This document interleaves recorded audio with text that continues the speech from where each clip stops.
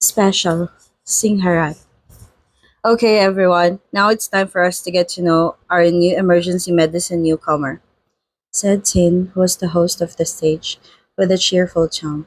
I sat with my arms crossed and looked at my friends standing tall on the stage. This bastard is good at speaking, so he's assigned to hold the mic every time the event is organized by the Department of Emergency Medicine. Pitoy, lower the song a bit. I will dance along. Okay, well, next, please invite the first year resident to come on stage. Clap your hands. I clapped my hands slightly and looked around to see the new freshmen who were coming to study this year. To be frank, I don't know even a single person's name among the first year students. It's because I skipped the orientation in the morning to sit and sip coffee in the newly opened shop. I always got scolded by Tin, who called me about skipping the event.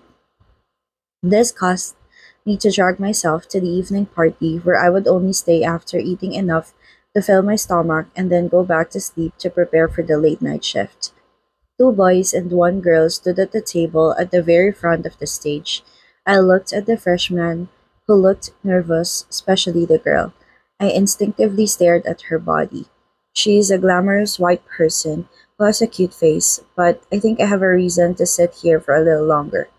Just let me know what her name is and then I'll leave. Ahem. The third year resident, please hide your feelings a bit. Tin pointed at me and made me sit up straight. The lecturer, residents, and the emergency staff turned to look at me and laugh. Sing! Aim, my third year resident friend, turned to pat my shoulder. She's cute. She's mine, I said with a smile when she looked at the first year girl with a satisfied expression.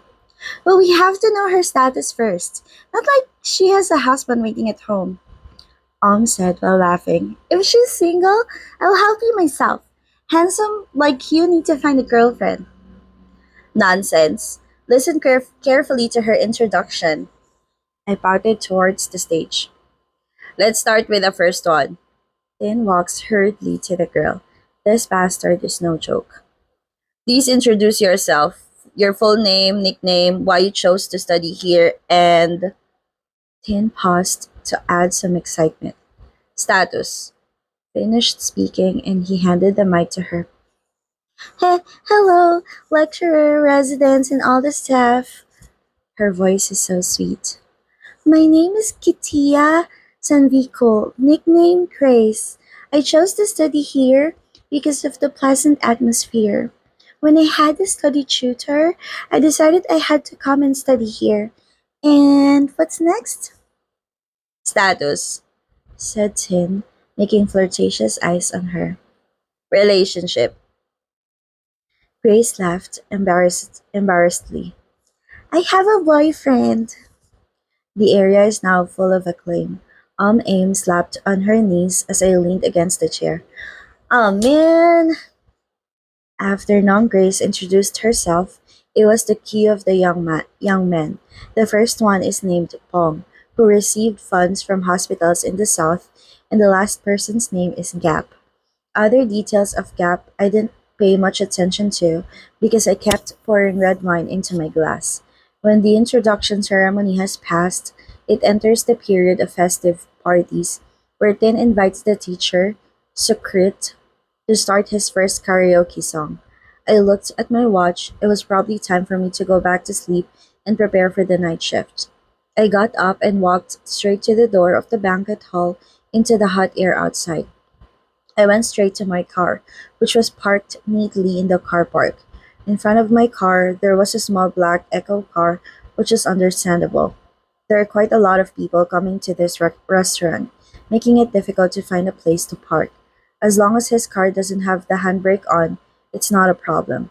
I walked over to the back of the car and pushed. Yeah, the handbrake was on. I stepped back and looked at the license plate with an annoyed expression.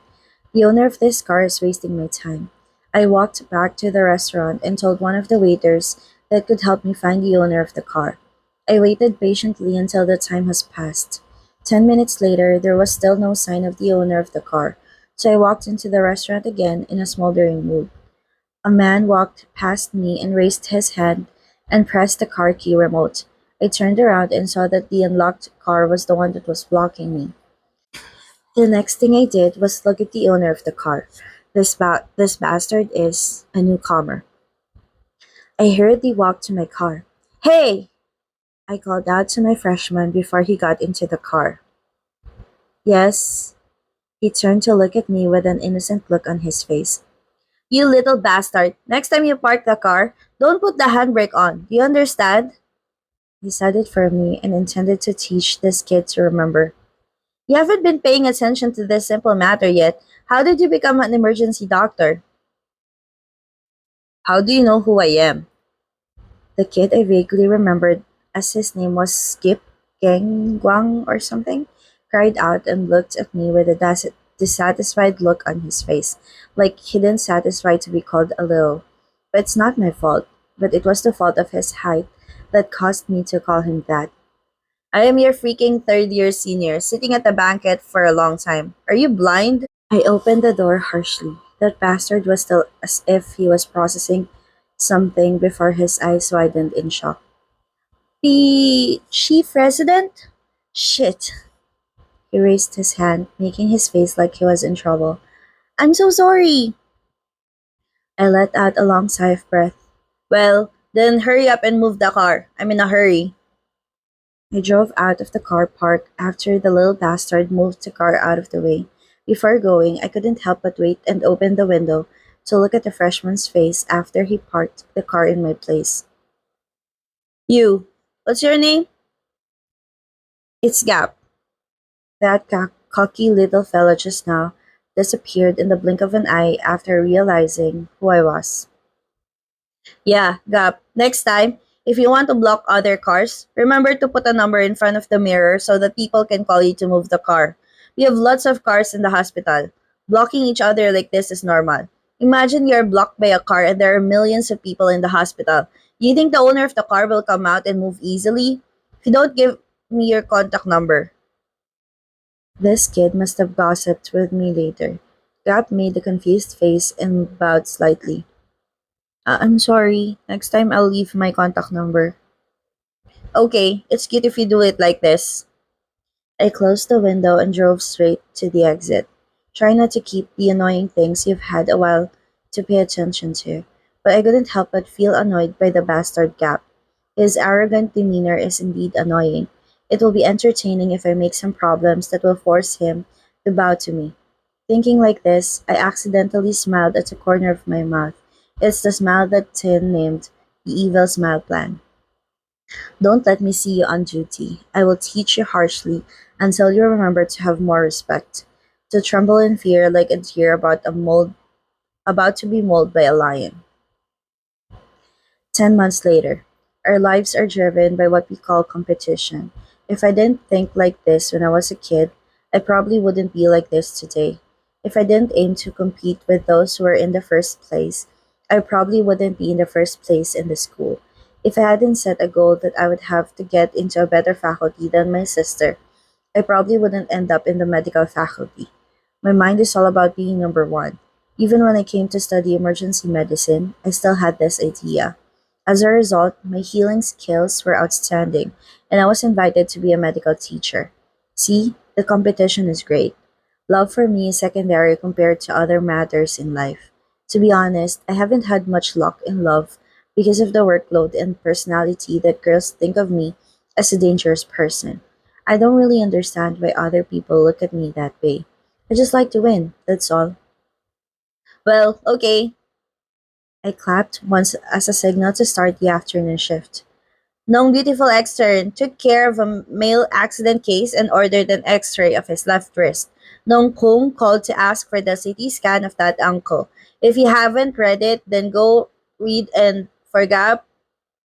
I saw the person being called startled, which made me smile out of satisfaction. Gap didn't turn to look at me, even though I called him. Wait for the new case. I saw red triage coming in. Okay. Gap replied quietly. It was so quiet that I had to move my ear to listen closely. Say it again. I whispered, as quiet as he said. I heard you tried to exchange your shifts to run away from me, but couldn't. Poor you. Gap turned to look at me and walked away to a patient with our red triage had been pushed in.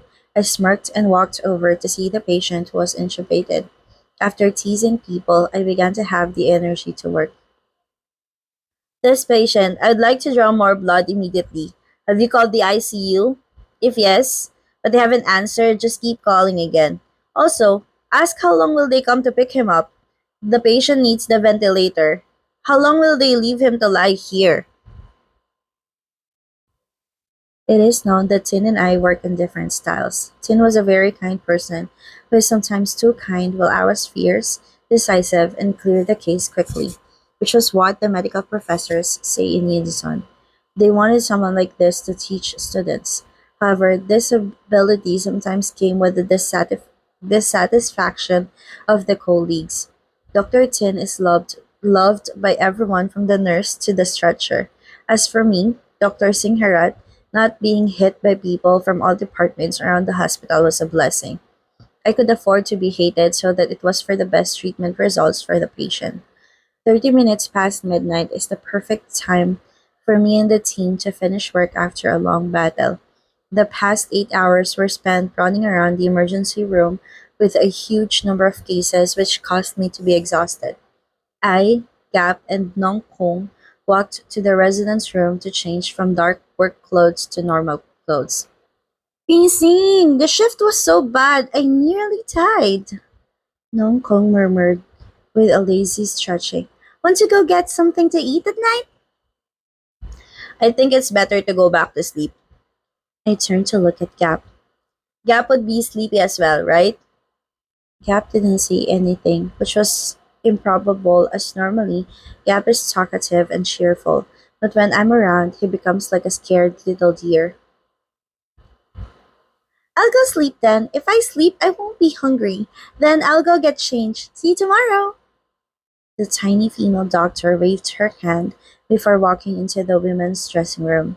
I followed Gap, who hurriedly went straight to the men's dressing room without a word. Where are you rushing away? Wait for me, I said without a sign, causing Gap to startle again. What's wrong with you? Afraid as fuck? This time, Gap immediately went from walking to running straight to the dressing room as if he didn't want me to change clothes with him. He made me smile with fun. Your legs are that short. Don't think about competing with 180 tall like Singharat. I rushed out and put my arms up against the door so that it wouldn't close in time. Gap turned to look at me with an extremely shocked expression. He tried to pull the door shut but couldn't fight my leverage. Yeah! Gap tried to fight me until sweat appeared on his forehead. Will you let me change my clothes as well? This is a common room and everyone usually changes clothes together. I tilted my neck slightly and intended to send a nervous smile. Suddenly you feel embarrassed? Are you a woman? Seeing the face of the person in front of me made me feel even more excited. I squeezed myself into the dressing room. The door of the dressing room was slammed shut. I grabbed Gap's shoulder and pushed it until his back hit the locker. Ouch! Gap had a painful expression on his face. Yeah, leave me alone. Is something wrong? Nong Kong's voice came from the outside. Nothing, Nong Kong. I dropped something. I replied to Nong Kong and turned around and raised my finger to touch my lips. Shh! Quiet. People outside will hear us. Gap looked at me. His body trembled a little, not sure if it came from fear or anger or maybe mixed. Yeah, what else do you want? I've already given Peepin to you. What else do you need from me? Can't you just stay away from me? I pretended to look upwards as if I was thinking. Yeah, what else do I need? Yesterday, I just went to see a movie with Pin. It was fun. My eyes came down to stare at Gap. This is the expression I wanted to see. An expression of anger and hate from the bottom of his heart gets the blood pumping well. Seeing this, I was already satisfied. I decided to step aside. You can get dressed now, so you can go home and sleep. I walked around to the right and put my hand in the pocket to pick up the key to open my locker. Kia Singh! Gap called out to me as if he wanted to tell me something. I turned to look at the source of the voice. What I saw next was that Gap raised a fist and punched it into my face without my expectation. I quickly leaned back. Luckily, our heights are quite different, which made Gap's fists only hit my glasses away. Oh! I grabbed Gap's wrists and squeezed it tightly. Gap had a painful expression on his face. What are you doing? Everything that you did it because of me, right? What did I do to you? Gab said loudly, tears of feeling filled with sorrow. Since I came here, you have always picked a fight with me. If it's small, I don't mind. I don't allow myself to be bullied only because I was just a junior. But this matter, I'm serious when I let her go. You still come and do this to me. Why don't you just leave me alone? Why? Tell me. Gap's words came out of nowhere, and I couldn't even hear them. What Gap said stirred up something in me that makes me realize that I tend to tease Gap, both on purpose and unintentionally. I was happy to see him suffer, happy when he looked at me. I was angry that his eyes were about to look at Nongpin. Though these two people still haven't made up their minds, seeing the pictures of them together made me very infuriated. I was mad enough that I wanted to separate these two for no reason. What are you yelling about? I let go of his wrist. I squeezed it so hard that it left a red mark on his white wrist. Gap hurriedly backed away from me and walked out of the room without changing clothes. I looked at Gap as far as I could see. How dare you walk out like that? I muttered to myself, bent down to pick up the glasses that fell on the floor, and turned to open the locker to pick up a well folded t shirt and change it. Gap's questions still lingered in my head. Why him? I think the answer is probably some hidden somewhere in my subconscious that I haven't been able to find yet. Is it just a satisfaction?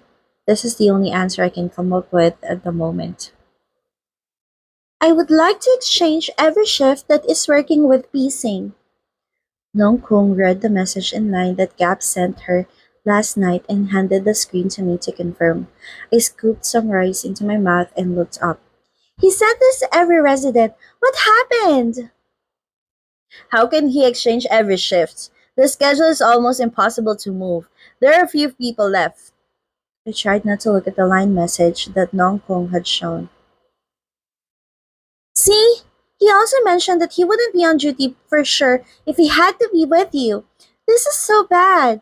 Who's going to arrange a new shift in time? Piecing and Gap have a fight? Asked Kong with curiosity. Not fighting. He got scared. I didn't do anything. I moved my glasses into place and looked around. The dining room is extremely packed, but it is a room that can make you happy because of the food. There is a chair to sit on and a small screen to watch. We can't fight. You two have to clear things up. We only have each other, though it's about two people. The rest of us will be in trouble as well. This is not okay. Okay, sorry for causing trouble, I said, trying to finish the conversation. But like I said, go ask Gap if he has any problem with me. It's about Pete Singh stealing paint from Gap. Nong Kong said straight to the point, like throwing a knife. It's about this, right? Nonsense. I continued to eat, showing an expression. Kong had a displeased look on her face. I think I don't want to interfere in this matter, but when this thing makes the schedule so messed up that it's all over the place like this, I won't stand still. Also, if Gap can't exchange the shift and we won't be on duty, this will reach the professor and he will fail. It's even worrying. Nong Kong pointed her spoon at me. Piecing, keep in mind that you are the cause. I shook my shoulder. I admit I was the cause. What do you want me to do? Talk. If you don't want to meet only the two of you, I'll bring someone to help. You have to clear things up. Kong picked up the phone and opened it to look at something. Tomorrow morning shift will be piecing, Pin and Gap, but Gap wants to change, so it was me instead. The afternoon shift is Pidin and Paul. Therefore, the rest of the people around them will be free to come and talk and eat something. I will make an appointment for everyone tomorrow at 6. Don't skip it. This is very important. Yeah, do whatever you want. I leaned back against the chair, making an appointment to talk nonsense. What a waste of time. But I understand the troubles of the youngsters. If we don't clear this matter, the schedule will be messed up. People who plan to go somewhere and do something won't be able to do it as intended if the matter goes to the professor. It wouldn't be very good. I wasn't sure if the meeting was for conversation or just to relax with music and intoxicants. The members on the table now comprised Nong Kong, who was the supervisor, Nong Grace, the beauty who came back from a visit to a provincial hospital for this purpose, and Gap, who got fooled because he didn't know I was coming. I must have seen his face when he saw that I was sitting and waiting. He almost immediately turned around but was dragged by Kung and Grace and Nongpin. She said she wanted to come along, but had to go back to see the sick mother.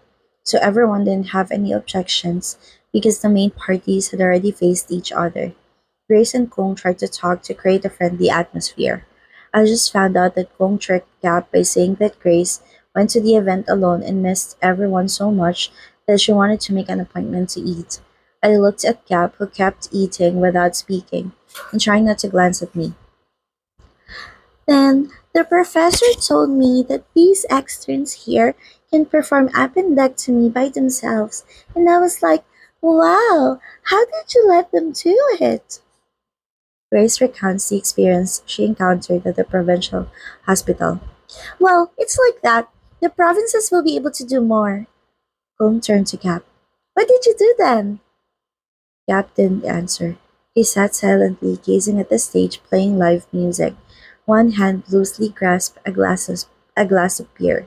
Kung slapped Cap on his back with a loud sound. Cap! Yes? Gap were startled and twisted to look at Kung. What did you just say? Gap and Kung turned to look at me with the same eyes as if to blame me for causing Gap to be like this. Gap, actually, the reason we made an appointment with you today is we want you to talk to P. Singh, said Grace. Yes, Cap. If you want to say something, you can say it here. I was worried about you, so I tricked you. Don't be mad at me, Kung said in a gentle tone. Since I received a message from you asking to exchange your responsibilities, I felt bad. It's not that I don't want to exchange with you, but I knew right away that something must have happened, and I don't want it to escalate. Gap probably didn't want to talk to him, just the two of you, so let me help you. If you don't want to talk to Singh directly, we can talk separately first. Gap's attitude made me know what I should do. I stood up. I'm going to the bathroom first. I walked out of the table. The reason is for Gap to talk to the two girls comfortably. I walked straight to the bathroom, doing personal things in no time.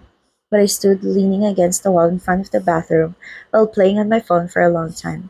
It was long enough for Gap to fully explain his feelings and hatred of me to the two girls. I came to the table after about 20 minutes, and what I saw was quite shocking. Gap flopped on the table while the beer tower we ordered fell to the bottom of the tower. Grace and Kung turned to look at me with strange eyes. Pising! Kung called me in a voice that was much higher than usual. Shall we go back? Have you reached a conclusion? I looked at Gap, who collapsed. What? It was just a beer. Not just the beer. He drank almost the entire tower alone, plus ordered a strong shot to drink. Grace shook Gap. I tried to stop him, but he didn't listen. What? And what did he say? I sat down on the chair. He's not going to mess up the schedule, is he? If so, then it's over. It's not PC. Gap didn't mention anything about the shift, but talked about you. Kung pulled the beer glass out of Gap's hand. He was so stressed, he said. Had he done something to you? Why did you hate him so much? Gap was trying his best. Was it because he parked his car in front of you? I don't know what he meant either. Oh, I raised my hand to massage my brows. what's next? Then he said that he was angry that you did that to him. He wants to revenge, Grace said with a serious expression. Grace didn't ask what he was planning to do, but you should be a little more careful. He was indeed angry that you did that to him. Gap can't do anything to me. I took the cashew nuts and threw them into my mouth. Even talking to you has not come to a conclusion. He was already drunk and fell asleep. Then, I'll go. Kung and Grace looked at each other and couldn't help but sigh. Pacing! King turned to look at me. Pacing, you should take responsibility for this matter. Try to talk to Gap as soon as possible. You don't have to like each other. Just talking is fine. Nong Kung spread her hand to Gap. Then tonight, Kung will leave Gap in the care of Pacing. Yes, we'll leave Gap in the care of you. I and P. Kung probably couldn't handle him. I looked at her shabby look of Gap and shook my head. He's a lightweight. Then, help me carry him to my car. I'll take him to his dormitory. Okay, please take care of my friend Pacing. Grace raised her hand to call the waiter to get a bill. As for me, I was looking at this loser, trying to lean up and sit back in the chair and closing his eyes. He was muttering something that I didn't hear. Is he going to take revenge like this? He can barely sit up straight. There's no fear happening in Singharat's mind, not even a little. It's normal for a loser to be weak like this. Tonight, I'll do a favor and take Gap to the dormitory. After the girls helped me drag Gap into my car, I took the half asleep and half awake man to his dormitory provided by the hospital for the resident doctor to sleep. He started to wake up when I was parked on the sidewalk in front of the dormitory. Are we back? Gap asked in a hoarse voice. Yeah. I unlocked the door. Can you walk? If you can, then get out of the car and go by yourself. I'm too lazy to go. Pacing. Gap raised a finger and pointed at me. Looking at his face, I don't think he knew what he was doing. Wait and see. I'm not as weak as you think. I didn't respond because I know that arguing with a drunken person isn't different from arguing with wind or wood. Get the hell out. Gap sat in silence, staring at the window. I let out a big sigh, turned off the engine, and opened the door and walked to the opposite side, half pulled, half dragged out Gap out of the car. You're this tiny. Why are you so heavy? I pulled his arm around my shoulder and carried him up to the building. I searched Gap's pants to find the key card and opened the door in front of the stairs. What room number are you in? I turned to ask Gap. 0834410. 083, my ass. Your room number. What is it? I started to get annoyed that I could just leave him on the floor. Go back to your room by yourself then. I'll leave you here. I walked out of the dormitory angrily, but I couldn't help but look back to see how he was doing. It seems that someone has already come to help bring him up. Probably his dormitory friend who happened to pass by. I sighed in relief and walked back to my car. I'm sorry for the girls that I couldn't negotiate with him. He can't even say it properly, but even think I will waste my time. I was about to change gears to speed up the accelerator, but my heart ordered me to turn to look at Gap's dormitory. Will he return to his room? Can the person who brought him up be trusted? Will he be doing something bad? I shook my head a little to calm my senses before quickly changing gears to ramp up. What's worrying for me is the case of going to the emergency room because of self harm. For example, drunk driving or taking suicide pills. My job is to help them not to die. I'm not a psychiatrist, so I won't waste time asking about the feelings of the patient. The self harm case usually slows down my ability to clear other cases. After gastric lavage, who had taken 20 sleeping pills, I sent Nong Pin to have a psychological evaluation. Then I went out to clear the other cases who were waiting. Don't let me be the one to evaluate. If this type of patient had talked to me, they would definitely have left the hospital and would have taken another 40 pills. It's 4 o'clock! Nong Pin walked over and did a lazy stretch. Pin and I and two other Nong externs were able to clear the morning shift case that there was only one case left. Today wasn't too bad. There weren't many serious cases. I signed my name on the last chart of the shift. Has Tin arrived yet? Yes, he came with his boyfriend. Nong Pin turned to look at the emergency room door. I looked up and then had to see a sweet moment of Tin and his student boyfriend named Nong Tol. Tin waved goodbye to Nong Tol, who was turning his back, and walked out of the room. It has become a familiar sight in the emergency room for the two of them. Tin, stop smiling like an idiot and can come get your shift. I yelled at Tin, who was a little startled, and turned around and smiled. Let me change my clothes for 3 minutes. Tin's running slowly to the dressing room. Nongpin. I turned my attention to the junior girl resident as she walked straight to change her clothes. Would you like to go get something to eat this evening? It's on me. Going again? Tin raised her hands to tuck her hair behind her ear. Piecing has paid for me every time. Did I? I laughed a little and reached out my hand to open the resident room for Nongpin. I guess I want to find someone to take care of. Pin shook her head. You want to take care of me? Take care of yourself first. After PGAP, have you two talked? I heard that you two had dinner together. I just brought him back to his dorm. He was so drunk. Not sure if he'll be able to wake up for tonight's shift. He made an annoyed face. A guy like this is no good, Pin. Nongpin was about to say something if no one's voice interrupted. Pipin!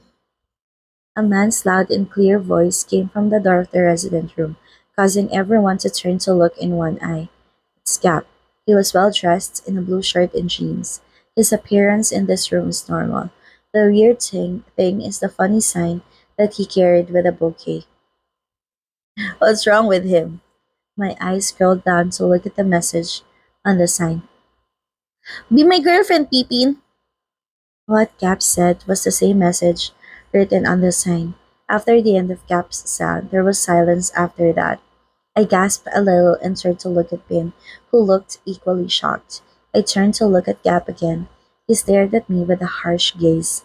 Gap looked at me as if this was an act. This act was an official declaration of war between us. Pacing, if you may excuse yourself, please. I want to talk to Pipin. Just the two of us. Gap said in a serious tone, but it set the fire in my chest. I held my fists until the numbness reached my face. How dare you break my face like this? How dare you ask Pin to be your girlfriend? Who do you think you are? Pin had just finished changing his clothes and walked to the middle of the room without knowing what had happened. How many cases are left, Sing? When Tin turned to see Gab holding a bouquet and the sign, he was halted. Tin looked at me with his eyes becoming bigger. What? PC, let me say it again. Go away. I'll take my girlfriend to eat. Gab said it again. It caused my anger to soar that I could barely control myself. I was about to rush to Gab, but Tin ran to block me first. Pin turned around for a moment before turning to speak to me. I'll go first. She hurriedly ran to Gap and pushed behind Gap to walk out of the room with her. I tried to push Tin, who was standing around, out of the way. Tin grabbed my arm and squeezed it tightly, causing me to turn around and grab his shoulder and pushed him until his back hit the wall. It's none of your business, I unconsciously said loudly to Tin's face. Sing! Tin shouted angrily. He easily pulls himself off the wall because of our close strength. What the hell is wrong with you? That short bastard is bothering me. I pointed towards the door. He didn't bother you. He did the right thing, said Tin in a louder voice. This is something that should have happened a long time ago. Gap and Pin like each other. Should back off from those two. I won't! I can't accept that Gap belongs to someone else. He's my prey. He has to be mine. I think I had lost my mind and I have no idea what I was saying. Tin looked at me in shock. What did you say? I stepped back and sat at the table at the back, closing my eyes to calm down. My brain spins like it's been spinning. A question popped in my head shortly after the incident. It's the same question I've been asking myself ever since I got to know Gap. What do I think of him? Why do I want to tease him? Why do I want him in my hands? I want to shatter him into pieces in my hands. I've never thought this way with anyone else, even Tin, the one I had thought of destroying in the first place. But Tin isn't like Gap. Gap has something more special than that. His weak appearance had the glimmer of a warrior's eyes. Gap is not a baby deer, but an adult young deer with slender horns. Even so, the young deer was still the lion's prey. I opened my eyes slowly with a smile on my face that became wider. The look on my face at this moment made Tin stunned. I stood up and slowly moved towards Tin. He stepped back until his back hit the wall. Tin's eyes showed his fear. Tin, I approached my best friend. I warn you not to be nosy. Saying. Tin was unable to say anything further. Let's stay away from each other's problems. You stay with your boyfriend, and I will continue to hunt my prey. Unless you want to be my wife as well. My hand moved to grab his hip and squeeze it tightly, causing Tin to startle. I'm happy. Tin opened his eyes widely and pushed me away so hard that I staggered away. Do you think it's good to do this, bastard? You're a psycho. Tin looked at me with an angry look and walked out of the resident room. I exhaled from my nose. I looked up at the ceiling with a strange feeling of relief. It was a relief to know exactly what I thought of Gap. Are you wondering? I'll tell you. It's the feeling of wanting to make Gap mine. End of special, Singharat.